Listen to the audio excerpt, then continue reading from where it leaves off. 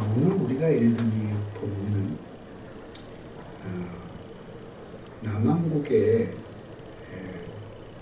남왕국 유다의 한 역사의 페이지를 기록을 하고 있어요. 그런데 가장 뛰어난 임금이라고 하면은 다윗이지만 다윗에 버금갈 정도로 아주 뛰어난 임금이 등장하게 됩니다. 그 사람이 히스기야라는 사람이었습니다. 이 사람은 정말로 다윗을 빼놓고는 누구도 그만한 신앙을 가진 적이 없을 정도로 훌륭한 사람이었어요. 이 사람이 왕으로 즉위하자마자 제일 먼저 한 일이 종교 개혁이었어요. 그래서 그 많던 우상들을 다 때려 부수고 산당을 허물고 그리고 아세라 목상을 파괴해 버렸습니다. 그뿐만이 아니라 이 히스기야 임금은 온 이스라엘 백성이 단지 하나님을 믿는 것으로는 만족할 수가 없었어요. 그래서 기발한 제도를 만듭니다. 그게 뭐냐 하면은 제사장들이 많이 있었는데 그 제사장 중에 제사장들이 돌아가면서 성전에서 섬겨요. 그러니까 비번인 제사장들은 할 일이 없어요. 그 비번인 제사장들로 하여금 전국을 순회하면서 하나님의 말씀을 백성들에게 가르치게 했어요. 요즘으로 말하자면 이제 제사장이 가르치는 성경 공부 혹은 사경회 같은 것들을 만들어서 모든 백성들의 신앙을 고취시켰어요. 그뿐만이 아니라 북왕국 이스라엘과 아주 날카롭게 대립하고 있을 그때에 북왕국에 있는 사람들은 제대로 유월절을 지킬 수가 없었어요. 그때 국경을 열고 북왕국 이스라엘 사람들을 초청합니다. 그래서 남북이 하나 되어서 예루살렘에서 가장 성대한 유월절을 지키게 됩니다.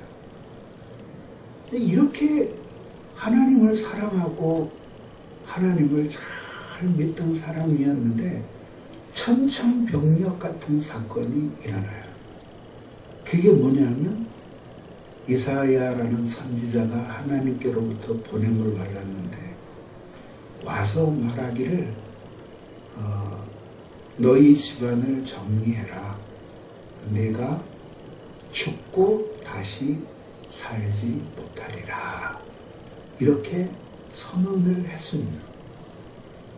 근데 무슨 일이 있었냐면은 이렇게 훌륭한 임금이 병에 걸리게 됐어요. 근데 병이 무슨 병인지는 잘 모르겠어요. 상처가 있었다는 것으로 미루어 볼 때에 온몸에 종기가 나거나 혹은 그 악창이 나서 그래서 그 몸이 이렇게 그 골마서 썩어 들어가는 그런 병이 아니었을까 생각이 돼요. 처음에는 의사들에게 도움을 구하고 왕실에 있는 의료진들의 도움을 받았겠죠. 근데 별로 나을 것 같지는 않았어요. 그렇게 시달리고 있던 차에 하나님이 이제 너는 죽고 다시 살지 못하리라 하고 사형 선고를 내려버리십니다. 그때 이 히스기야는 기도로 이 인생의 위기를 이기게 돼요.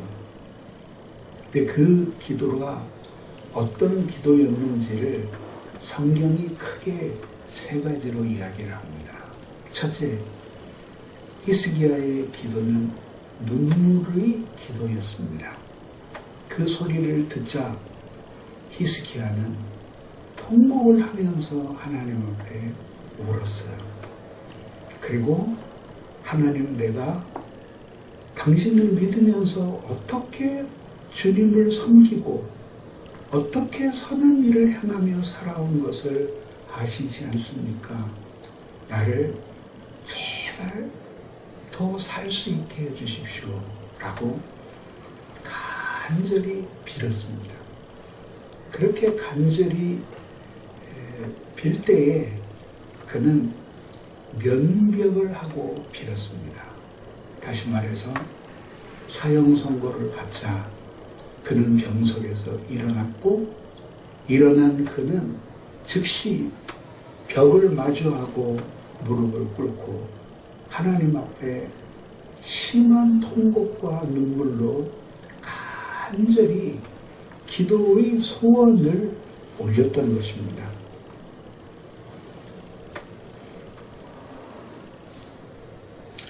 이렇게 히스기야가 면벽을 하고 기도를 하게 된 것은 이러한 고백이 숨어 있는 거죠. 이제 나는 지금 내게 닥친 이 큰 인생의 위기를 맞이했는데 나는 이 위기를 사람의 수단이나 인간의 방법으로 잔꾀로 해결하지 않겠다. 오직 내가 의지할 분은 하나님 한 분뿐이다 라는 생각으로 주님 앞에 매달렸던 것이죠.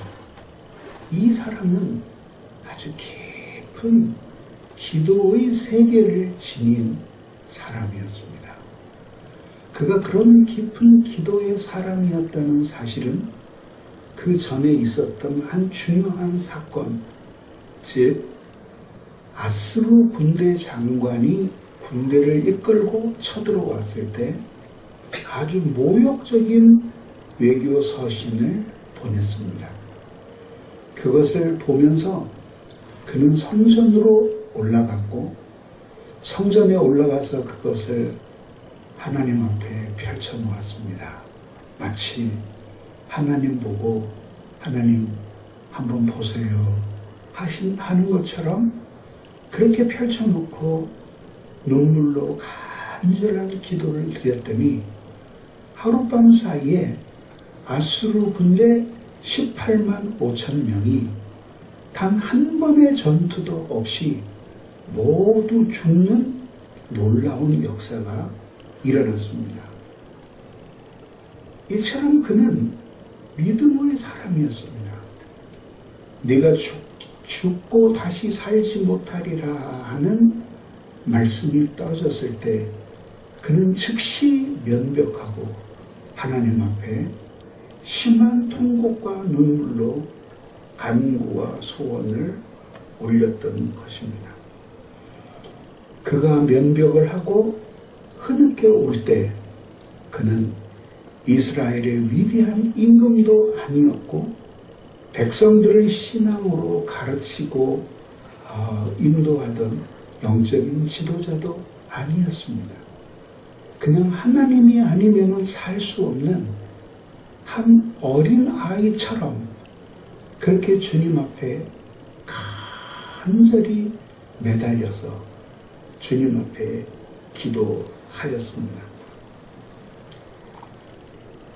왜 그렇게 뛰어난 믿음의 사람 히스기야였는데 다 하나님이 뜻하셔서 너는 죽을 때가 되었다 이렇게 했는데 그거를 믿음으로 감사함으로 받아들이지 못하고 뭘 치사하게 더 살겠다고 그랬느냐, 그런 비난도 우리는 할 수가 없어요.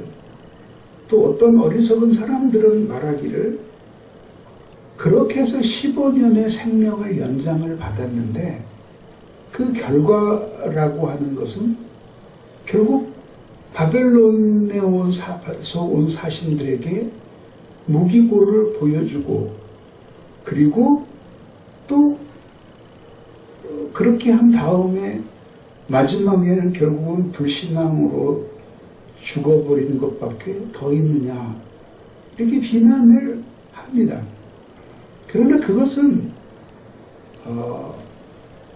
이 히스기야가 훌륭한 믿음으로 인생을 마치지 못한 것은 하나님이 15년을 살게 해주신 것과 아무 인과관계가 없어요. 중요한 것은 생명은 하나님이 연장시켜 주셨고 히스기야는 그 연장된 생명을 젊을 때처럼 신앙으로 살지 못해서 결국은 하나님과의 관계가 아주 그렇게 뛰어나게 화목하지 않은 가운데 생을 마감하게 되었다는 것이죠. 은사는 하나님이 우리에게 선물로 주시는 것입니다. 그런데 사용하는 것은 하나님이 아니라 우리예요. 그래서 다윗을 생각해 보세요. 하나님이 다윗에게 놀라운 솔로몬에게 놀라운 지혜를 주셨죠. 그랬는데 그 솔로몬이 하나님을 사랑할 때는 그 지혜를 가지고 수많은 백성들을 옳은 길로 인도했어요. 그렇지만 그가 하나님을 버리고 이방 여인들을 좋아하기 시작했을 때에 결국 그는 그 지혜 때문에 이스라엘을 파멸로 이끌어가게 되었습니다. 그러니까 이 히스기야에게 15년의 생명을 연장시켜 주신 것은 하나님이지만 그 15년을 어떻게 사용하느냐 하는 것은 하나님의 책임이 아니라 히스기야의 책임이었다라고 하는 것이죠.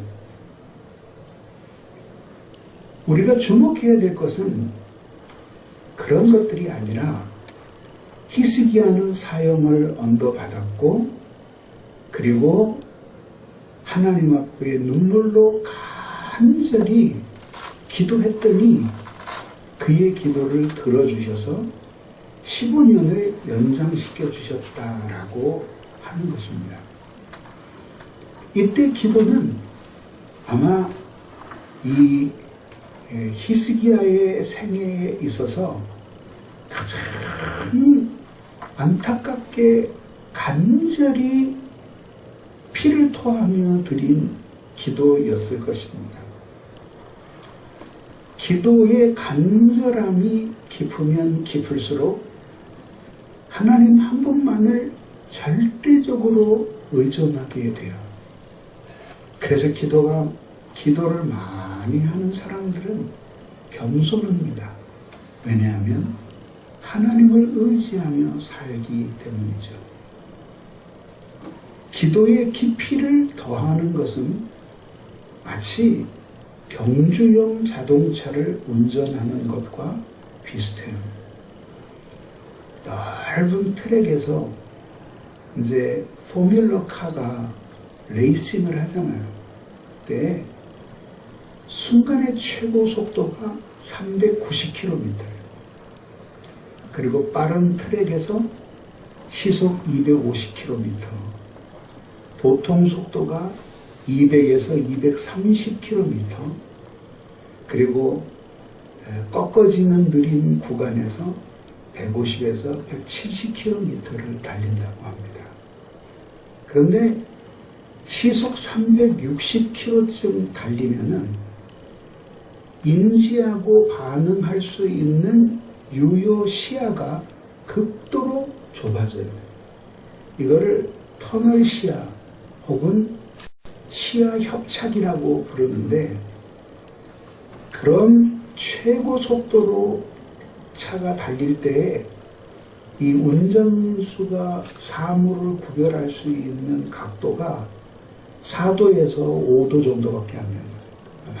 그만큼만 보이는 거죠. 그러니까 비유를 하자면은 터널, 굉장히 긴 터널이 있는데 터널을 빠른 속도로 달리잖아요. 그러면 저 앞에 있는 그 햇빛이 손톱만하게 보일 거 아니에요. 그런 거예요. 그래서 간절하면 간절할수록 세상과 나는 간 곳이 없고 오직 구속한 우리 주 예수 그리스도만 보이게 되는 것이죠. 그리고 이때 기도에 큰 능력이 나타나는 것입니다. 비참한 눈물을 흘릴 때와 쓰라린 마음으로 탄식할 때 그때도 주께서 같이 하사 언제나 나를 도와주시네.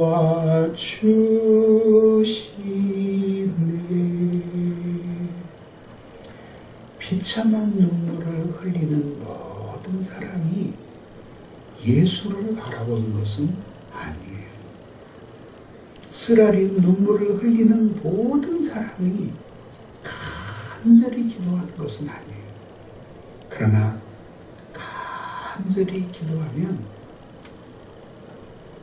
세상과 나는 간 곳이 없고 오직 그리스도가 내 마음을 꽉 채우고 그리고 일평생에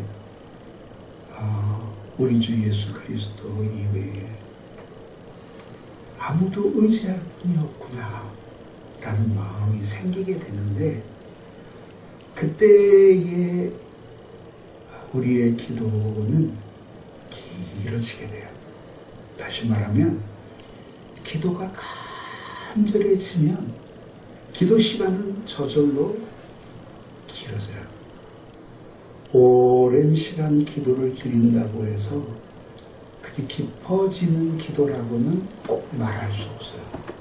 그러나 깊은 기도는 반드시 오랜 시간 우리를 기도하게 만듭니다. 간절히 기도할 때 눈물을 흘리는 것은 자기 마음속에 도달하고 싶은 목표와 현실적으로 도달하지 못하는 자신의 처지를 인식하는 데서 오는 감정의 부산물이에요.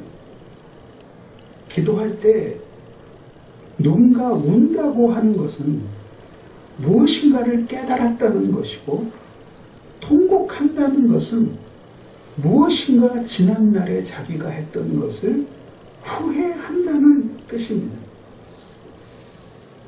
그래서 기도할 때에 운다는 것은 자신과 하나님과의 관계에서 무엇인가를 깨달았다는 의미이고 이제 이전과는 다른 사람이 되고 싶습니다 라는 간절한 고백이에요.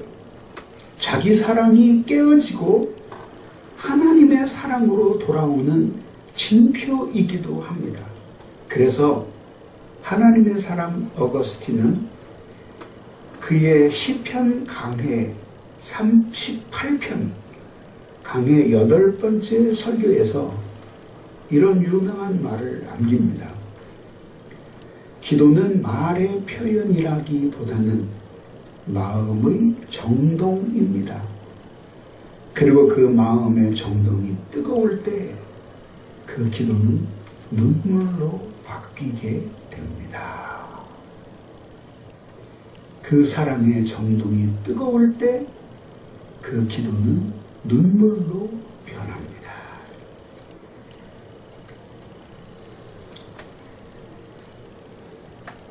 우리가 신앙생활 하지만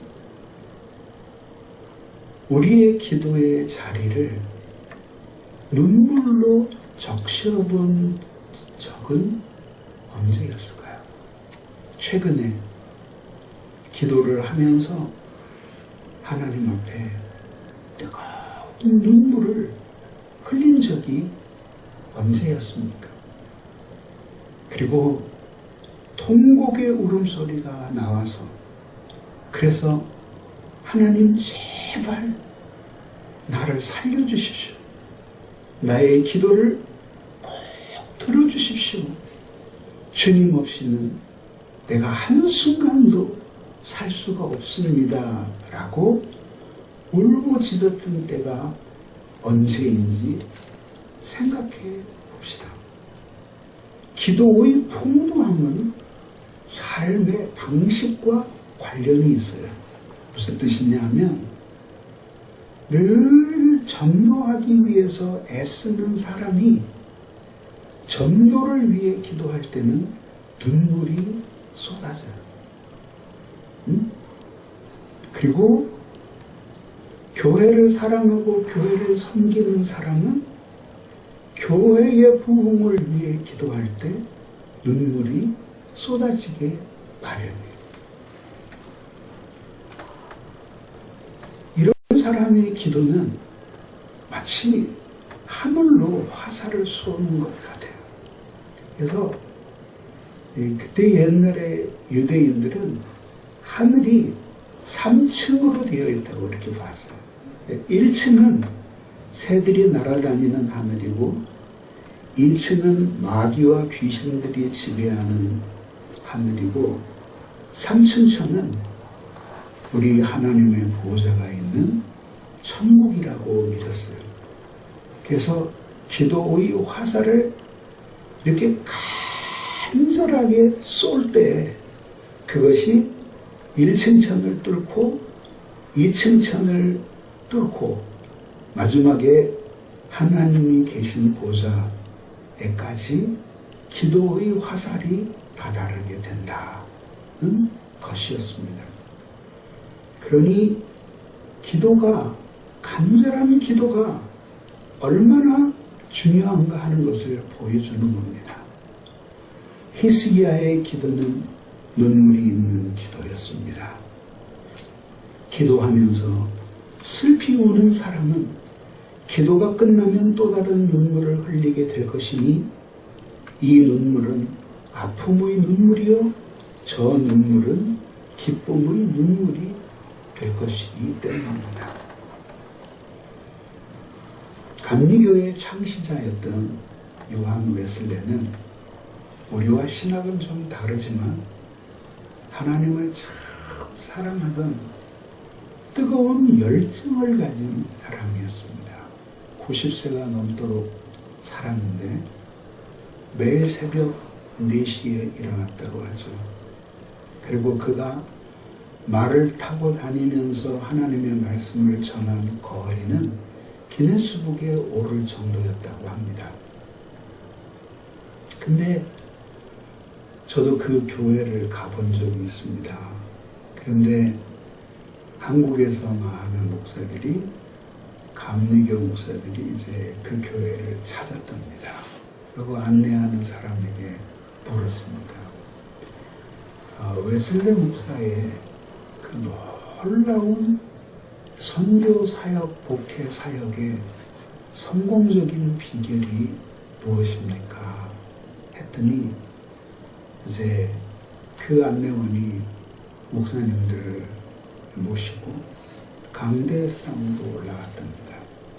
그중 한 목사님에게 웨슬레 목사님의 사역의 성공 비결을 알려드리겠습니다. 그 강대에 무릎을 꿇으십시오. 그러더래요. 그래서 지시하는 대로 이제 무릎을 꿇고 엎드렸어요. 이제 엎드리십시오. 근데 엎드렸어요. 이제 거기서 통곡하십시오. 그것이 웨슬레의 목회의 성공의 비결이었습니다. 목회를 하면서도 보면 가장 아름다운 성도의 모습은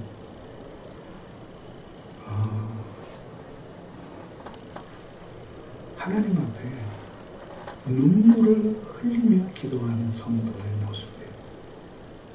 정말 내가 하나님이라도 꼭 기도를 들어주고 싶을 정도로 그렇게 안타까움이 전해져요.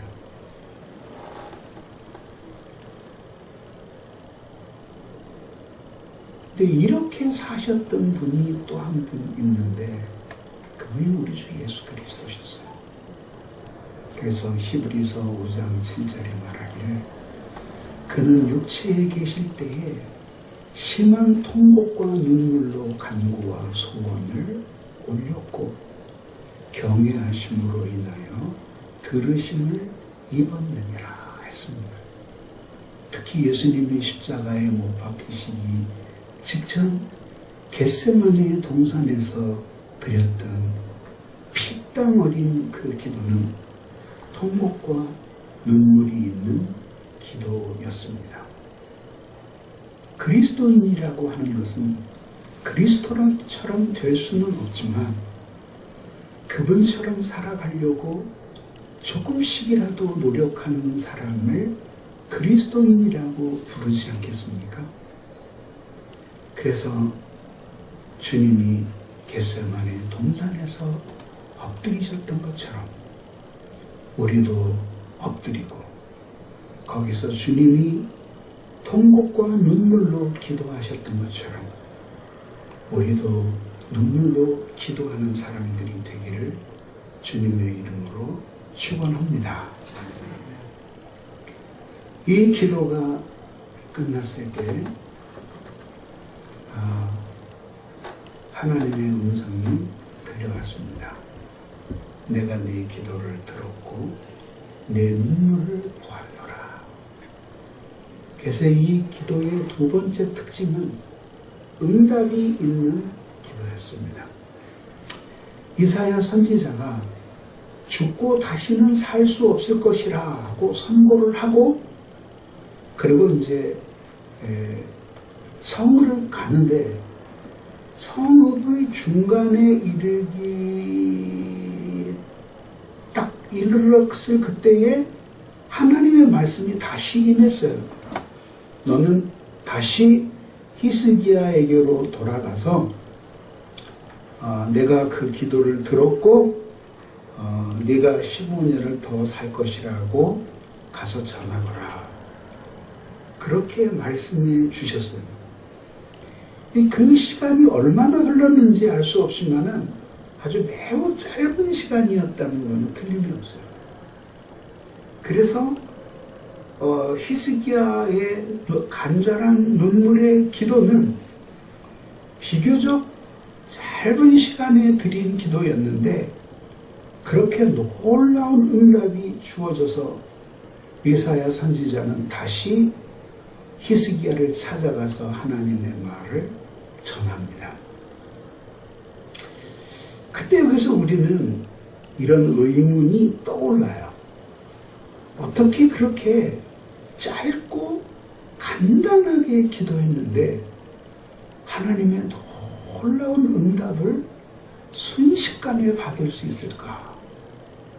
그래서 아마 하나님이 모든 사람의 기도를 들으시는 하나님이시니 위급할 때 우리가 이렇게 간단하게 기도해도 하나님이 들어주실 것이다. 이렇게 생각을 해보고 실제로 해보면은 실제로는 응답이 안 되는 적이 훨씬 더 많아요.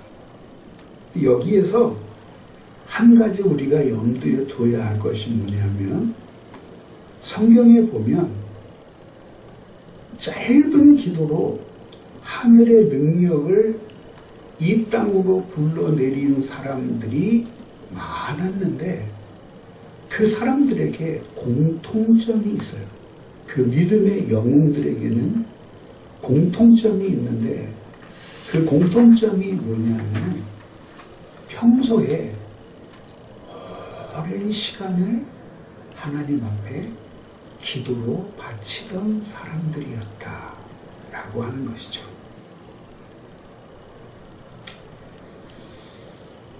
그 좋은 예가 가나안 정복의 영웅 여호수아예요. 여호수아가 가나안 원주민들을 추격하고 있었어요. 승리는 여호수아에게 있었고 이제 저들을 멸하기만 하면 되는데 막 말을 타고 달리는데 이 사람들이 너무 빨리 도망을 가는 거예요. 근데 해는 뉘엿뉘엿 지고 있었어요.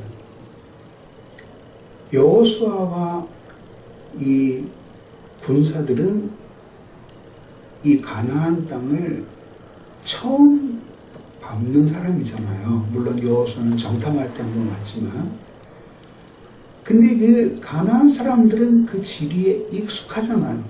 밤이 되고 나면 그 지리에 익숙한 사람들에게 전쟁이 유리하지, 어딘지 길도 모르는 사람들에게 유리할 리가 없잖아요. 그러니까 여호수아는 해가 지지 않기를 원했어요. 그래서 해에게, 달에게 더 이상 어두워지지 않기를 명령했는데, 이것은 변형된 기도였어요.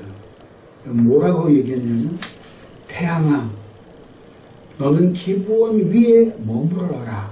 달아, 너도 아얄람 골짜기에서 머물러라. 했더니 즉시 응답되었고, 여호수아는 길어진 낮 시간에 그들을 진멸할 수 있었습니다. 그런데 이 여호수아가 이스라엘의 지도자로 두각을 나타내기 전, 그는 모세의 비서 역할을 했던 사람이었습니다. 그때부터 이 사람은 아주 깊은 기도 생활에 자기를 바쳤던 인물이에요. 그래서 출애굽기 33장에 보면은 모세가 진 저 바깥에 회막을 하나 쳐요. 그리고 하나님께 간절히 방해받지 않고 기도하고 싶은 사람들은 거기 가서 기도하게 만들어줘요. 뭐라고 말하냐면, 모세는 진으로 돌아왔으나 눈의 아들 여호수아는 회막을 떠나지 아니하니라.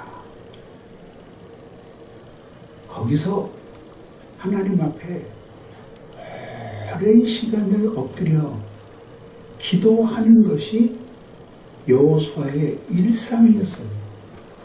그 많은 시간들을 통해서 기도와 영역이 축적되고 축적되고 축적되었어요. 그러는 가운데에 이제 모세가 하나님께 부름을 받아 떠나고 지도자가 되었을 때, 이렇게 하늘의 해와 달을 멈추게 할 수 있는 기도 응답의 사람이 되었던 것입니다.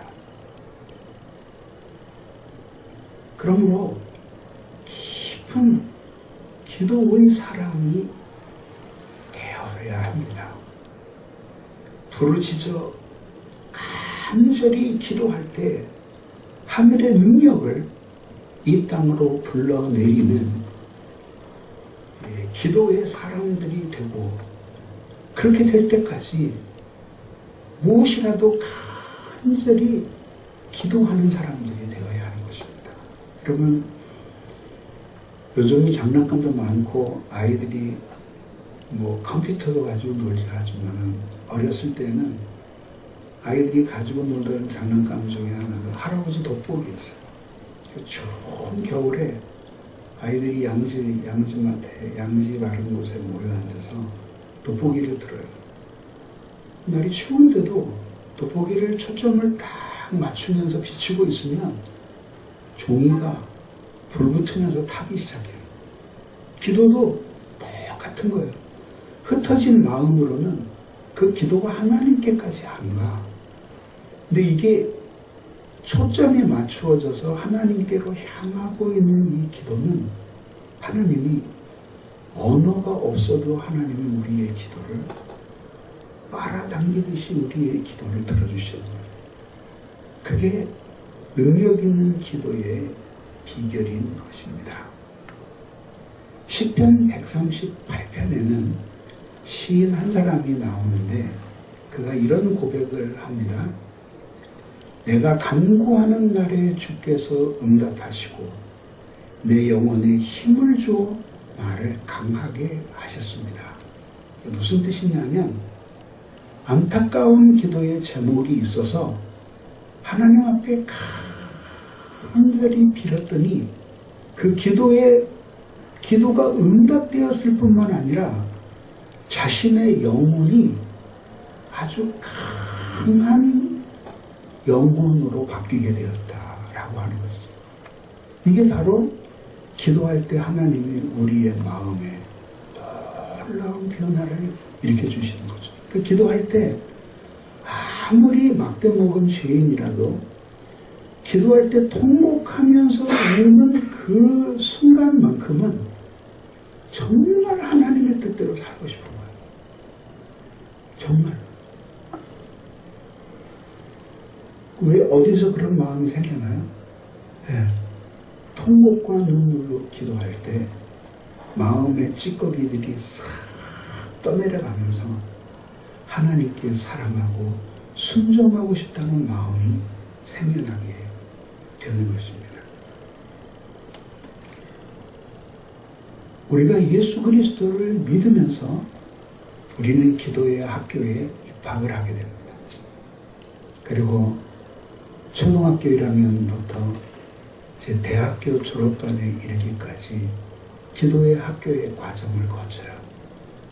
오래 예수를 믿었다고 해서 반드시 기도의 학년이 높은 것도 아니고 믿은 지가 얼마 안 되었다고 해서 기도의 학년이 낮은 것도 아니에요.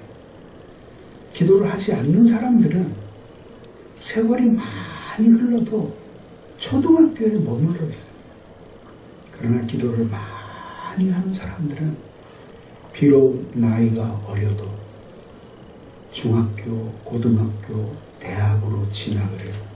거기서 하나님의 위대한 역사의 세계를 만나게 되고 그 기도의 바다에서 하나님의 큰 능력으로 풍랑 있는 바다를 잠잠케 하시는 하나님의 권능을 보게 되고 하나님을 찬송하게 되는 것입니다. 능력 있는 기도가 되려면, 응답받는 기도가 되려면 두 가지 조건이 있는데 하나는 열렬함이고 하나는 지속성이에요. 기도가 뜨겁지 않은 것은 간절하지 않기 때문이고 간절해도 응답이 없는 이유는 그 기도가 지속적이지 않기 때문이에요. 그래서 열렬함과 지속성을 동시에 가지고 주님 앞에 매달릴 때 하나님께서는 우리가 어떤 처지에 있든지 반드시 응답해 주시는 하나님이시라는 사실을 여러분도 오늘 믿고 돌아가시기를 주님의 이름으로 축원합니다. 마지막 세 번째는 구원이 있는 기도였습니다. 예수님께서는 히스기야의 눈물의 기도를 들어주셔서 15년이나 생명을 연장시켜 주셨습니다. 그랬는데 그뿐만 아니라 생각하지도 못했던 놀라운 약속을 하나님이 해주십니다. 이건 기대하지도 않았던 축복이었어요. 하나님이 말씀하십니다. 내가 너와 이 성을 아수르 왕의 손에서 구원하고 이 성을 보호하겠다. 아수르는 우리들이 알고 있는 아시리아라는 나라의 역사 속에서는 이스라엘이 쉽게 그냥 넘어갈 수 있는 그런 상대가 아니었습니다. 굉장히 신흥 강국이었습니다. 특히 남쪽으로부터 세력을 확장하려는 아수르의 정책은 이스라엘과 군사적인 충돌을 끊이지 않게 하였습니다. 히스기야 같이 강력한 왕이 다스리고 있는 때에도 끊임없이 쳐들어왔다면 다른 시대에는 어땠습니까? 히스기야는 단지 자신의 생명을 연장시켜 달라고 하나님 앞에 기도했습니다. 그랬더니 하나님이 그 눈물의 기도에 응답해 주셨을 뿐만 아니라 이스라엘의 오랜 괴로움, 아수르의 침략으로부터 이스라엘을 보호해 주실 것까지 응답해 주셨습니다. 하나님이 간절히 기도하는 자들에게 얼마나 선하시고 인자하심이 무한한 분이신가 하는 것을 보여줍니다. 히스기야는 자신의 목숨을 15년 연장시켜 달라고 간절히 기도했지만 아수르로부터 이스라엘을 보호해 달라고까지는 기도하지 않았습니다. 그런데 그것이 꼭 필요했기 때문에 기도하지 않은 것까지도 하나님이 구원의 약속을 허락하십니다. 우리도 기도하지만 우리에게 꼭 필요한 것이 무엇인지를 다 알지 못할 때가 많습니다. 그래서 기도할 때 그런 걸 놓칠 때도 있어요. 그런데 좋으신 우리 하나님 아버지는 우리가 다 기도하지 못했다고 할지라도 꼭 필요한 것을 응답해 주시는 좋으신 하나님 아버지십니다.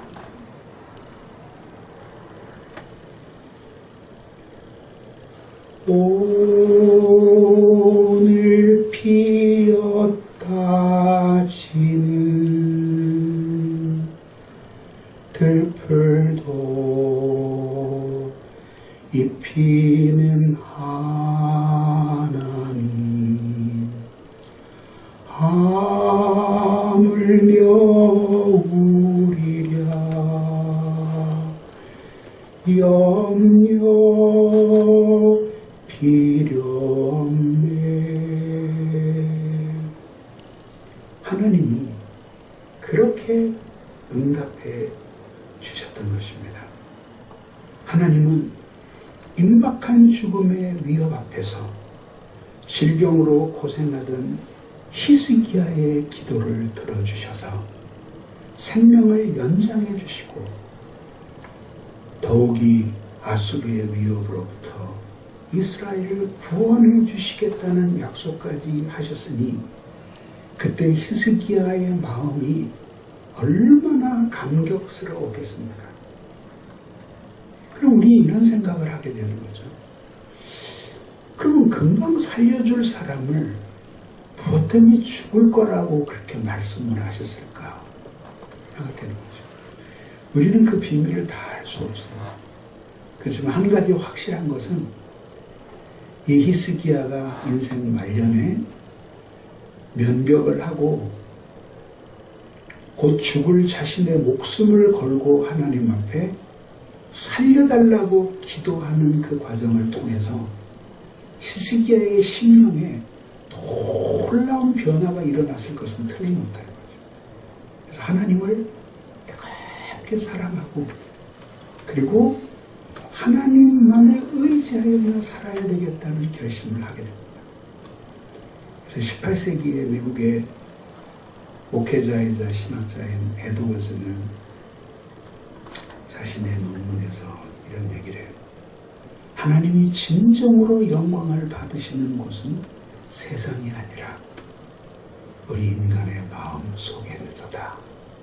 어떤 사람에게서 그런 영광을 받으시냐면 당신을 전심으로 의지하는 사람의 마음 안에서 영광을 받으신다는 것입니다.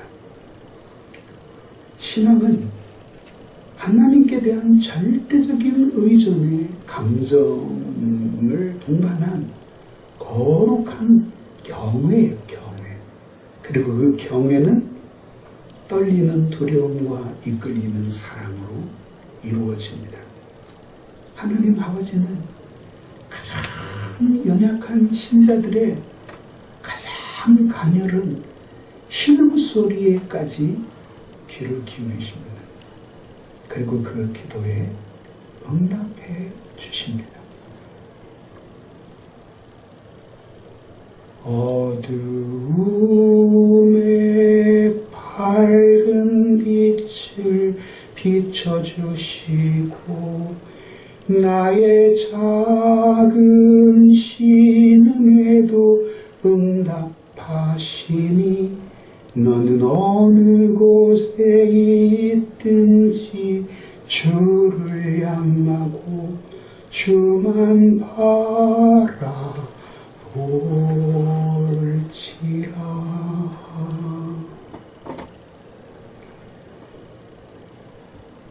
우리의 인생은 마치 안개 속을 헤쳐가는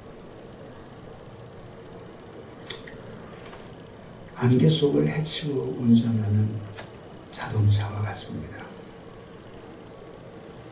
알 수 없는 불확실성으로 가득 차 있고 내년에는, 다음 달에는, 내일은 내가 어떻게 될지 알 수가 없어요. 그래서 우리에게 믿음이 필요해요. 믿음은 그런 객관적 불확실성을 하나님 때문에 견뎌내게 만들어줘요.